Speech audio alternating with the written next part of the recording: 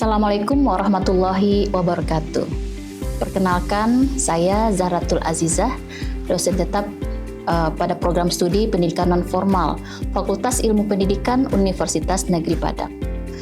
Pada kesempatan kali ini, saya akan coba menyampaikan kepada Bapak Ibu semua tentang mata kuliah yang saya ampu, sesuai dengan bidang keahlian saya, yaitu media dan bahan ajar pendidikan non-formal, dengan kode mata kuliah PLS 1 614309 dengan bobot 3 SKS.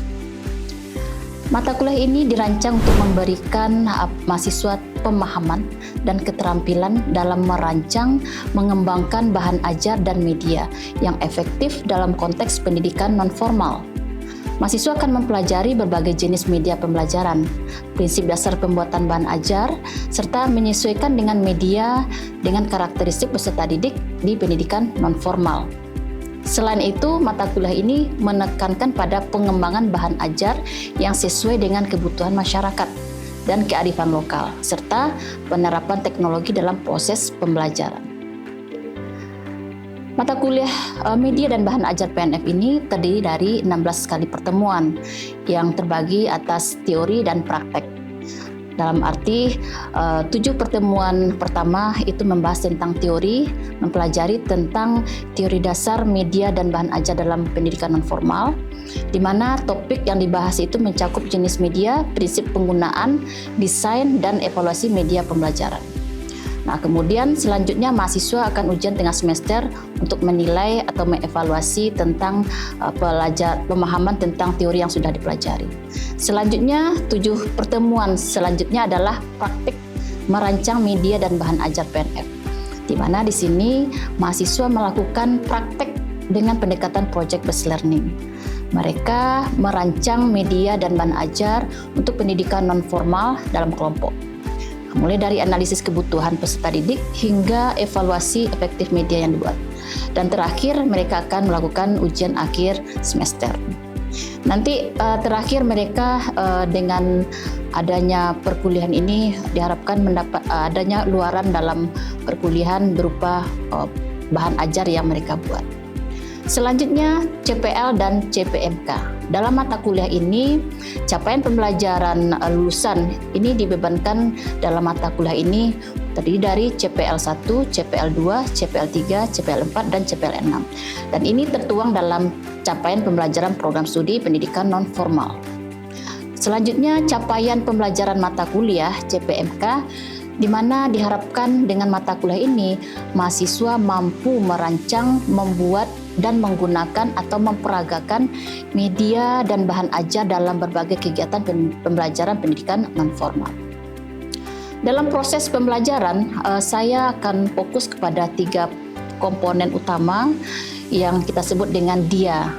Delivery sebagai pengantar materi, di mana saya akan menyampaikan materi dengan cara interaktif dan aplikatif, dengan menggunakan media pembelajaran yang relevan dengan topik yang dibahas. Selanjutnya, interaction atau interaksi, di mana mahasiswa didorong untuk interaktif, saling interaktif antara mahasiswa dengan dosen, antar mahasiswa juga, di mana mereka berdiskusi secara berkelompok, bertukar ide atau gagasan. Terakhir, assessment atau penilaian. Di sini penilaian tidak hanya melalui ujian atau UTS 2S, tetapi juga penilaian melalui proyek kelompok. Dan selanjutnya mereka akan mempresentasikan atau mengukur kemampuan mahasiswa dalam merancang media dan bahan ajar yang praktis dan aplikatif. Model pembelajaran yang digunakan dalam mata kuliah ini terdiri dari experiential learning, di mana mahasiswa belajar melalui pengalaman langsung, seperti merancang media belajar yang sesuai dengan konteks pendidikan non-formal. Yang kedua, mereka menggunakan model project based learning, artinya mahasiswa terlibat dalam proyek bersama yang nyata untuk merancang bahan ajar dan media yang digunakan dalam program pendidikan non-formal. Dan terakhir, mereka berdiskusi secara kelompok. Artinya di sini mereka berdiskusi mahasiswa berdiskusi untuk memfasilitasi pertukaran ide, meningkatkan kemampuan berpikir kritis, dan mungkin mereka belajar lebih bersama lagi. Dalam mata kuliah ini tentu kita menggunakan berbagai referensi yang sudah divalidasi, artinya sesuai dengan referensi buku-buku bacaan yang bersumber dari para pakar. Untuk selanjutnya, kita simak bersama-sama video peragaan dalam proses pembelajaran dalam mata kuliah media dan bahan ajar pendidikan non-formal. Selamat menyaksikan. Assalamualaikum warahmatullahi wabarakatuh. Waalaikumsalam warahmatullahi wabarakatuh. Alhamdulillah, terima kasih Ananda. Selamat siang hari ini sudah hadir pada perkuliahan kita dalam mata kuliah media dan bahan ajar pendidikan non formal. Oke, gimana kabar hari ini Nanda? Alhamdulillah sehat. Oke, baik, hari ini kita melakukan perkuliahan, tapi sebelum itu kita baca doa dulu ya, baca basmalah dalam hati. Bismillahirrahmanirrahim. Oke, baik Ananda, ini minggu kedua perkuliahan kita dalam mata kuliah media dan bahan ajar pendidikan non formal ya. Minggu yang lalu, minggu pertemuan pertama, kita sudah membahas tentang bahan ajar ya, tentang konsep bahan ajar. Dan hari ini kita akan membahas tentang karakteristik dan prinsip penyusunan media. Tapi sebelum itu Ibu ingin mengetahui dulu, kira-kira masih ingat nggak oleh saudara apa itu bahan ajar? Coba siapa ya? Jadi, silakan Aini. Itu adalah sekumpulan materi pembelajaran yang disusun secara sistematis untuk membantu guru dan peserta didik mencapai kompetensi. Oke, intinya apa? Jadi bahan belajar itu adalah kumpulan materi ya, kumpulan materi yang berisi tentang materi pembelajaran. Oke, siapa lagi? Terima kasih Melsi ya. Oke, lanjut Aini. Ya, silakan Aini. Gimana? Apa itu bahan ajar itu? Bahan ajar adalah materi atau konten yang disusun secara sistematis dan terstruktur untuk dipelajari oleh peserta. Oke, baik. Oke. Ada lagi yang mau nambahkan? Coba siapa? Sedikit, apa itu bahan ajar? Oke, kenapa apa? Oke, mungkin saudara masih agak sedikit lupa. Coba Ibu apa dulu ya? Yang bahan ajar itu sebenarnya apakah buku-buku yang dijual di pasar itu? Tentu belum tentu ya. Jadi bahan ajar itu belum tentu kumpulan buku-buku yang dijual di pasar, belum tentu. Lalu apa itu bahan ajar ya? Sebenarnya bahan ajar itu adalah seperangkat sarana atau alat pembelajaran yang berisi materi. Ada materinya, ada metodenya, ada cara evaluasinya ya. Gimana? Dia disusun secara sistematis untuk guru dan siswa ya. Kalau dalam pendidikan non formal untuk warga belajar dan tutor ya. Oke. Nah, sekarang saudara kita masuk kepada materi ini antar ya. Kita membahas tentang materi prinsip dasar penyusunan bahan ajar ya. Jadi kita sebagai tenaga pendidikan non formal tentunya dalam membuat bahan ajar kita harus punya prinsip dasar ya. Apa itu prinsip dasar dalam menyusun bahan ajar? Pertama, dia harus berbasis kebutuhan peserta didik. Jadi sebelum kita menyusun bahan ajar itu kita lihat dulu apa yang dibutuhkan oleh masyarakat. Siapa kelompok sasaran yang akan menggunakan bahan ajar tersebut? Itu yang perlu kita perhatikan ya. Prinsip yang kedua apa? Kontekstual dan aplikatif. Apa itu kontekstual? Sesuai dengan kontekstual, kenyataannya. Jadi bahan ajar yang kita buat itu memang benar-benar real yang dibutuhkan. Memang benar real. Contohnya begini ya. Di masyarakat luas, di masyarakat yang buta huruf, kira-kira yang dibutuhkan apa mereka tuh? Orang yang buta huruf tidak bisa baca sama sekali. Tentu dia membutuhkan bacaan-bacaan yang berisi tentang pembelajaran baca tulis alfabet gitu ya. Kemudian apa lagi prinsip yang ketiga? Dia harus sederhana, komunikatif ya. Tidak terlalu ribet. Jadi sederhana dan juga ada komunikasinya. Ada apa namanya itu? Kalau komunikasi timbal balik ya. Kemudian selanjutnya fleksibel. Fleksibel apa? Bisa menyesuaikan. Adaptif? Bisa menyesuaikan dan beradaptasi, atau apa namanya tuh? Adaptasi itu. Sesuai lah ya. Oke. Kemudian apa lagi? Berorientasi pada life skill. Dan yang terakhir adalah dengan adanya bahan ajar itu bisa menumbuhkan partisipatif aktif dari warga belajar. Ya, jadi ada berapa ini? 1, 2, 3, 4, 5, 6. Ada prinsip dasar penyusunan bahan ajar dalam pendidikan non formal. Ya, oke. Nah, selanjutnya kita ingin melihat sebenarnya apa yang menjadi karakteristik dari bahan ajar. Saudara tahu apa itu karakteristik? Ciri-ciri dari sebuah bahan ajar itu seperti apa? Ya. Oke, pertama, apa itu? Dia adalah self-instructional, atau artinya mampu membelajarkan diri sendiri. Apa ini artinya nih, saudara? Apa yang saudara pahami? Mampu membelajarkan diri sendiri. Saudara ingat dengan namanya modul? Modul? Gimana modul itu? Bisa nggak kita dengan modul itu bisa belajar sendiri? Bisa. Nah, jadi artinya sebuah bahan ajar itu cirinya dia bisa membelajarkan diri sendiri, ya. Kemudian yang kedua, self-contained. Artinya apa?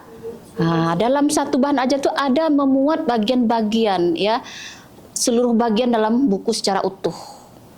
Contohnya dalam bahan ajar itu ada pendahuluannya, ada isinya, ada evaluasinya, ya. Jadi secara utuh. Kemudian yang ketiga, apa yang ketiga?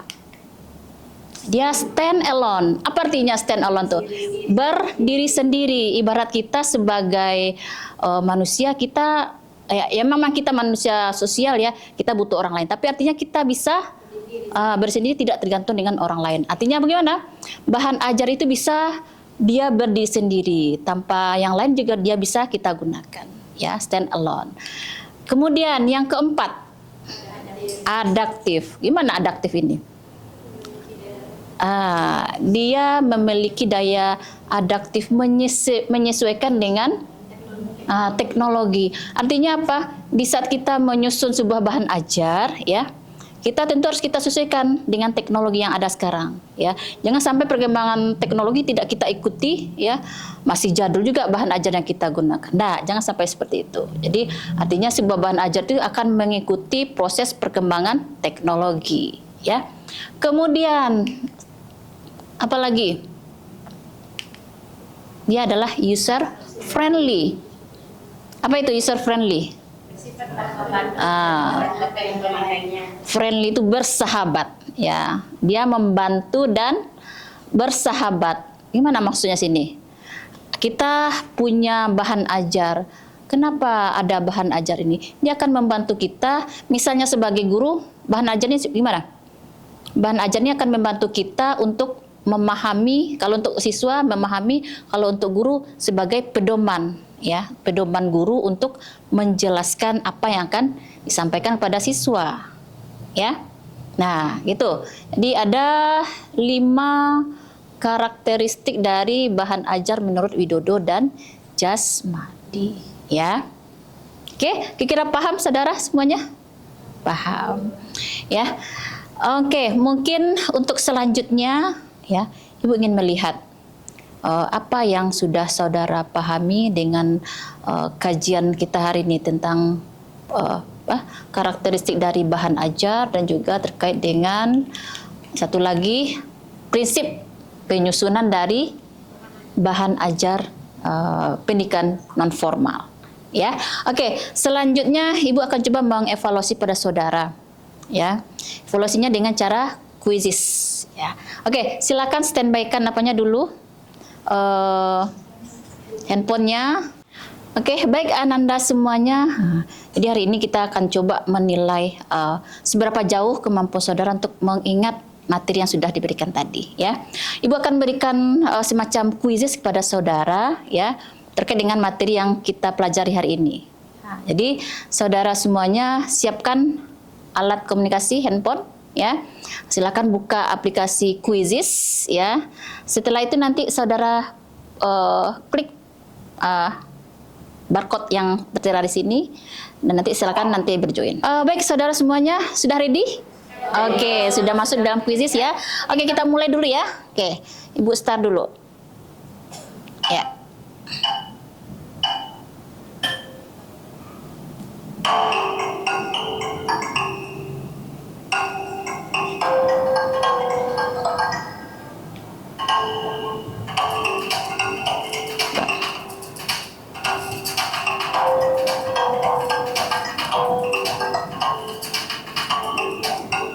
Ini nomor pertama. Siapa lagi?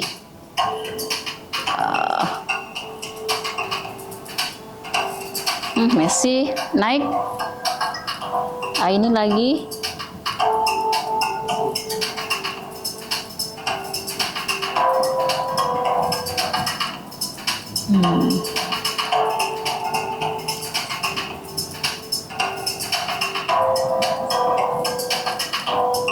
Oh, ini sepertinya ini.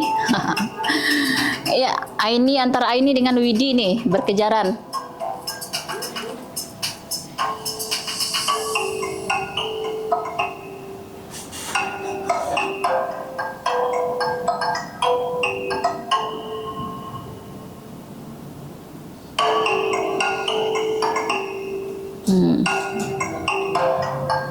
Wah, Ica naik.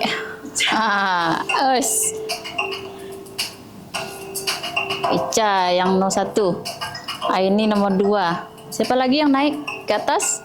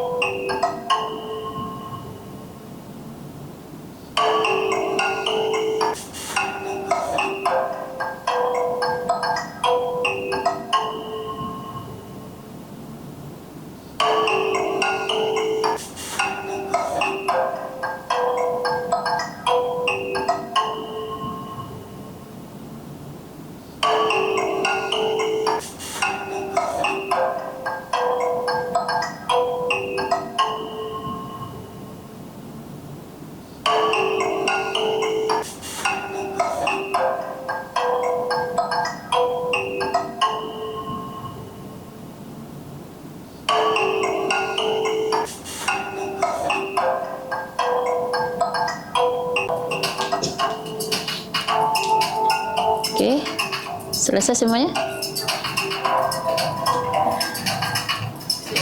Oke, coba kita lihat hasilnya.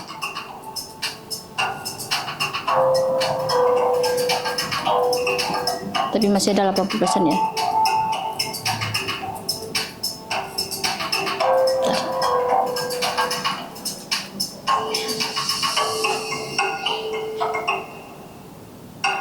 Kita lihat siapa yang pertama. Ica nomor 1. Ya, oke, beri aplaus pada Ica.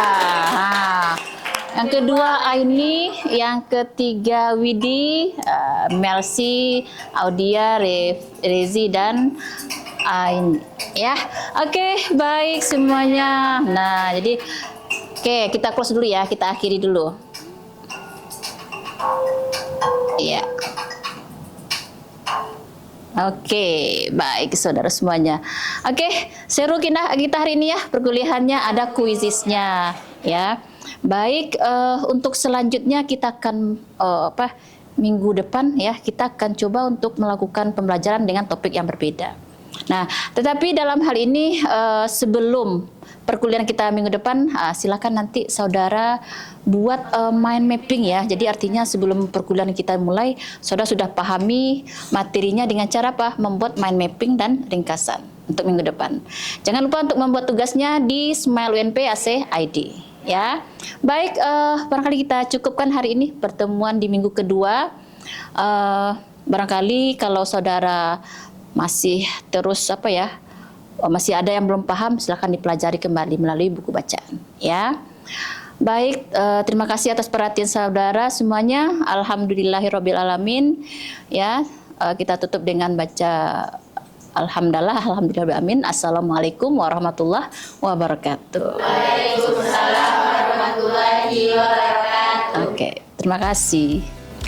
Sekian video rekaman proses pembelajaran untuk mata kuliah Media dan Bahan Ajar Pendidikan Nonformal pada program studi Pendidikan Nonformal Fakultas Ilmu Pendidikan Universitas Negeri Padang. Video ini digunakan sebagai salah satu syarat penyusunan dokumen pernyataan diri dosen dalam unjuk kerja Tirdama Perguruan Tinggi atau PDD UKT-PT Sertifikasi Dosen Gelombang 1 tahun 2025. Terima kasih atas perhatiannya. Wassalamualaikum warahmatullahi wabarakatuh.